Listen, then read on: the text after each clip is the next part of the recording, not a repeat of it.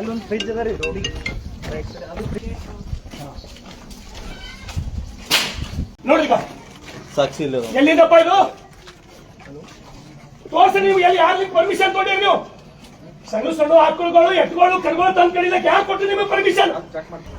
ಆಕುಳೇವ ನೋಡ್ರಲ್ಲ, ಎಲ್ಲ ಆಕುಳೇವ. ಬರೀ ಅಂಬರೀಶ್ ಆಕುಳೇವ ಅಲ್ಲ ನೋಡ್ರಪ್ಪ, ನೋಡ್ರಿ. 14 ವರ್ಷದ ಮ್ಯಾಲ ಹೋಗ್ಯಾವ ಅಂಬರೀಶ್. ವಿಜಯ್ ಸಿಂಗ್ ತಂದು ತೋರ್ಸಿ. ನೀವು ವಿಜಯ್ ಸಿಂಗ್ ಬಂದ್ ನೋಡ್ರಿ, ಅವ್ನ ಹಿಂದೆ ಚಸ್ಮಾ ಹಚ್ಕೊಂಡು ಚೇಲಗಳು ಫೇಸ್ಬುಕ್ ದಾಗ ಬರೀತಾರಲ್ರಿ ನನ್ನ ವಿರುದ್ಧ. ಆ ಮಾನಗಾಡಿಗಳಿಗೆ ತಂದು ತೋರ್ಸ್ರಿ. ಇದು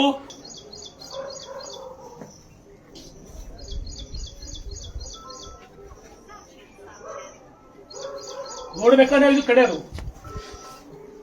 ನಿಮ್ ಮನಸ್ಸಾಕ್ಷಿ ಹೋಗ್ತಿದ್ರೆ ಹೇಳ್ರಿ. ಅಂಜಬೇಕಾ ಈ ಸರ್ಕಾರದವರಿಗೆ? ಎಲ್ಲಿ ಕಳಿಸ್ತೀರಿ? ಟ್ರಾನ್ಸ್ಫರ್ ಮಾಡ್ತಾರ ಅಷ್ಟೇ ಅನ್ಸದಲ್ಲ.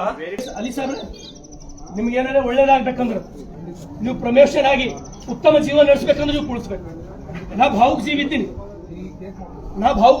ನಾನು. ಇದ್ರ ಜೊತೆ ನನ್ನ ಸಂಬಂಧದ ಆಕಳುಗಳ ಜೊತೆ ಇದು ನೀವು ಉಳಿಸ್ಬೇಕು. ಇದು ಗಟ್ಟಿಯಾಗಿ ನಿಂತು ಉಳಿಸ್ಬೇಕು.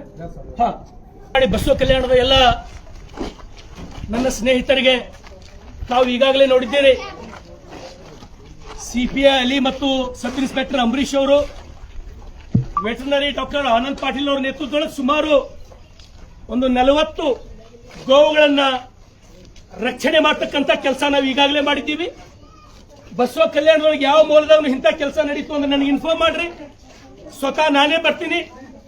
ದಯಮಾಡಿ ಇದು ಒಂದು ಈ ಕೆಟ್ಟ ಕೆಲಸ ನಿಂದಿರ್ಬೇಕಂತೇಳಿ ಈಗಾಗಲೇ ನಾನು ಎಲ್ಲ ಮುಸ್ಲಿಂ ಸ್ನೇಹಿತರಿಗೆ ನಿನ್ನೆಯಿಂದ ನಾನು ವಿನಂತಿಯನ್ನು ಮಾಡಿದ್ದೇನೆ.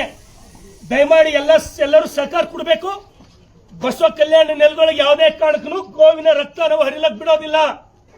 ಯಾವುದೇ ಕಾರಣಕ್ಕೂ ಬಿಡೋದಿಲ್ಲ. ಅದು ನೀವು ಮರಿಬೇಕು. ಅದು ಎಲ್ಲೇ ಇದ್ರೂ ಕೂಡ ನಾನು ಸ್ವತಃ ಬರ್ತೀನಿ. ಯಾರು ಹೆದರ್ತಕ್ಕಂತ ಅವಶ್ಯಕತೆ ಇಲ್ಲ.